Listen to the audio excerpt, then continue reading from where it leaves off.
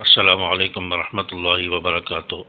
ہم نے کبھی اس بات پر غور کیا ہے کہ ہم جو مسجد میں داخل ہوتے ہیں تو اس وقت دعا پڑھتے ہیں، پھر مسجد سے جب نکلتے ہیں اس وقت دعا پڑھتے ہیں؟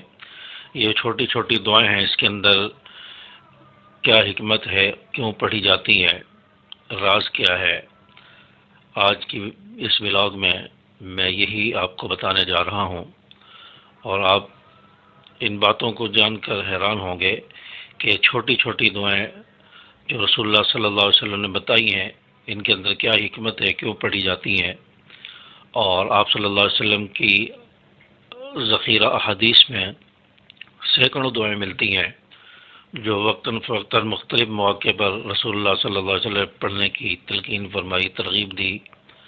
ان دعاؤں کے اندر حکمتیں کیا ہیں، یا آپ کے سامنے ڈیٹیل بیان کرنے جا رہا ہوں۔ مسجد میں داخل ہونے اور مسجد سے نکلنے کی جو دعائیں ہیں، اس میں کیا حکمت ہے؟ لیکن مسجد میں جاتے ہوئے ہم دعا پڑھتے ہیں، اللہم افتح لی ابواب رحمتک، اے اللہ میرے لیے اپنی رحمتوں کے دروازے کھول دے۔ یہ دعا پڑھتے ہیں، گویا ہم یہ اقرار کرتے ہیں کہ یا اللہ تیری رحمت کے بغیر ہم زندہ نہیں رہ سکتے، تیری رحمت کے بغیر ہم ایک سانس بھی نہیں لے سکتے۔ ہم زندہ ہیں، مسجد میں داخل ہوئے تیری رحمت ہے، ورنہ تو کتنے لوگ باہر گھوم رہے ہیں، مسجد میں نہیں آئے۔ ہم مسجد میں آئے ہیں تو انہیں توفیق دی ہے مسجد میں آنے کی، یہ تیری رحمت سے ہے۔ ہم جو چل پھر رہے ہیں، زندگی گزار رہے ہیں، تیری نعمتوں سے فائدہ اٹھا رہے ہیں، یہ تیری رحمت ہی تو ہے۔ تو تیری رحمت کے بغیر ہمارا گزارا نہیں ہے۔ اب ہم تیرے گھر میں آ گئے، تیرے مہمان بن کر آ گئے، اب مزید ہمارے لیے اپنی رحمتوں کے دروازے کھول دے، ہم پر اپنی رحمتیں ڈال دے۔ اللہ کی رحمتیں مزید برسیں گی تو ہمارے دل و دماغ تر و تازہ ہوں گے، روحانیت پیدا ہوگی، سکون پیدا ہوگا، زندگی مزید سکون سے گزرے گی۔ تو یہ دعا اس لیے پڑھی جاتی ہے، اللہ کی رحمتیں مانگی جاتی ہیں کہ اللہ مجھ پر اپنی رحمتیں ڈال دے، کیونکہ مسجد کے اندر فرشتوں کا نزول ہوتا ہے، اللہ کی رحمتوں کو، برکتوں کا نزول ہوتا ہے، تو اس میں ہمارا بھی حصہ شامل ہو جائے، ان رحمتوں کے اثرات اور برکات ہمارے وجود پر، ہمارے جسم پر، ہمارے دل و دماغ پر پڑیں، تاکہ ہم آگے پرسکون زندگی گزار سکیں، اللہ کی رحمتوں کے سائے میں ہم جی سکیں۔ تو اس لیے یہ دعا پڑھی جاتی ہے۔ اس لیے تو علماء فرماتے ہیں، اور آپ صلی اللہ علیہ وسلم نے بھی اسی بات کا حکم دیا کہ اپنے نکاح بھی مسجدوں کے اندر کیا کرو، کیونکہ مسجد کے اندر نورانیت ہوتی ہے، روحانیت ہوتی ہے، برکات ہوتی ہیں، فرشتے ہوتے ہیں۔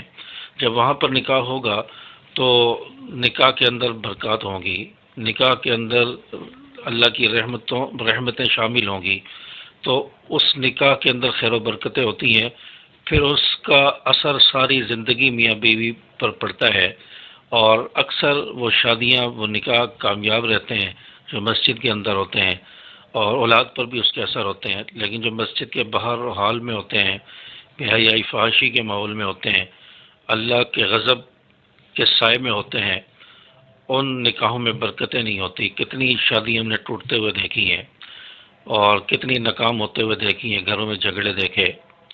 تو اس لیے فرمایا نکاح بھی مسجد میں کیا کرو، تاکہ ہمارے نکاح میں بھی خیر و برکتیں حاصل ہو جائیں۔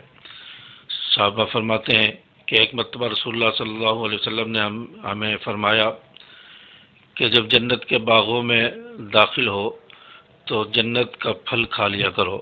صحابہ حیران ہوئے، سوال کیا، یا رسول اللہ جنت کے باغ کون سے ہیں، ان کا پھل کھانا کیا ہے، پھل کون سا ہے؟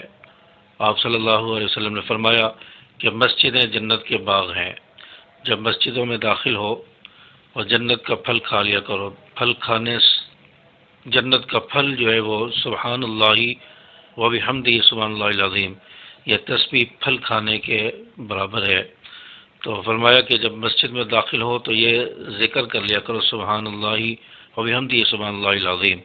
تو مسجدیں جنت کے باغ ہیں، اور ان کا پھل کھانا وہ یہ تسبیح ہے، سبحان اللہ و بحمدہ سبحان اللہ العظیم۔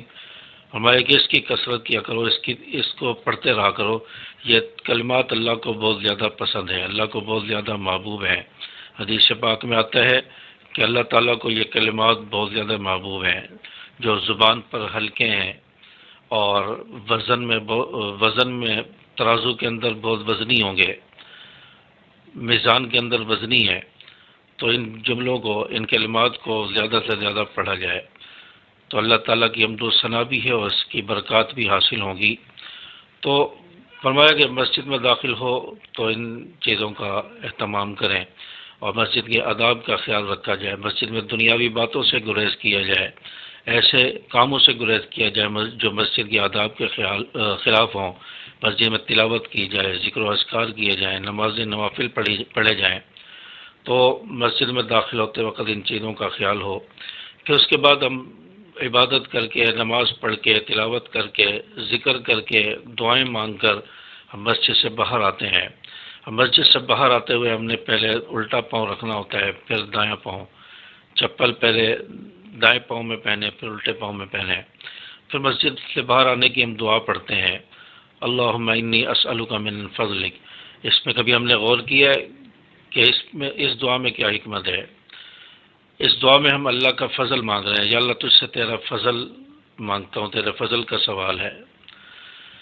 تو اللہ کا فضل ہوگا تو ہم اچھی زندگی گزاریں گے، اللہ کے فضل سے ہی انسان جنت میں جائے گا۔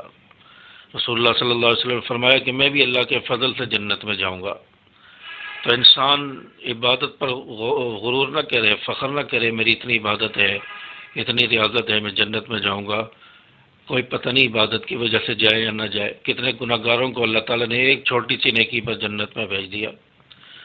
تو اس لیے انسان اللہ کے فضل سے جنت میں داخل ہوگا، اور انسان جو زندگی گزار رہا ہے اللہ کے فضل سے ہی گزار رہا ہے۔ تو مسجد سے باہر نکلنے کی دعا پڑھتے ہیں، چھوٹی سی دعا، اس میں اتنی حکمت ہے، اللہ کا فضل مانگا جا رہا ہے۔ اور جب مسجد سے باہر انسان جا رہا ہوتا ہے تو مسجد سے باہر جا کر گناہ ہوتے ہیں، بے حیائی بھی ہوتی ہے، فحش چیزیں بھی ہوتی ہیں۔ پھر اس کے علاوہ مسجد سے باہر جب ہم جاتے ہیں تو مسجد سے باہر بد نظری بھی ہوتی ہے، تو بد نظریاں اس کا گناہ الگ ہوتا ہے، اور دیگر گناہ کے کام ہیں وہ الگ ہے۔ انسان کاروبار کرتا ہے تو اس میں کبھی جھوٹ بھی انسان سے نکل جاتا ہے، کبھی غلط بیانی بھی جو ہے گراہک کے ساتھ ہو جاتی ہے۔ تو کئی سارے گناہ کے کام ہوتے ہیں، کئی ساری ایسی چیزیں ہوتی ہیں جو خلاف شریعت انسان سے رونما ہوتی ہیں۔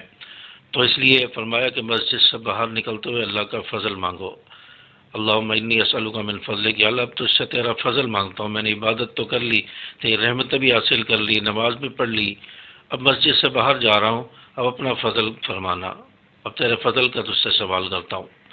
اللہ کا فضل سے ہی انسان گناہوں سے بچے گا، برائیوں سے بچے گا، بد نظری سے بچے گا، بے حیائی سے بچے گا۔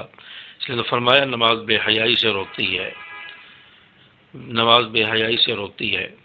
تو یہی وجہ ہے کہ نماز تو بے حیائی سے روکتی ہے، ہمیں خود بھی جو ہے بچنا چاہیے، اللہ کا فضل بھی مانگیں تو اللہ تعالیٰ انشاءاللہ گناہوں سے بچائیں گے۔ تو ان چھوٹی چھوٹی دعاؤں میں یہ حکمت ہے۔ اگر یہ چیز آپ کو اچھی لگی ہو، آج کی ویڈیو، ان دعاؤں میں جو میں نے حکمتیں بتائی ہیں، تو کمنٹس کر کے ضرور بتائیں، تاکہ مزید جو آپ صلی اللہ علیہ وسلم کی دعائیں ہیں وہ بھی میں آپ کے سامنے شیئر کروں وقتاً فوقتاً کی۔ آپ کی دلچسپی ہوگی تو انشاءاللہ آگے چلیں گے۔ تو اس لیے کمنٹس کر کے آپ ضرور بتائیں، ویڈیو کو لائک اور شیئر اپنے دوستوں کے ساتھ کر دیں تاکہ دوسروں کو بھی فائدہ ہو جائے، میرے اس چینل کو سبسکرائب بھی کر دیں۔ السلام علیکم ورحمۃ اللہ وبرکاتہ۔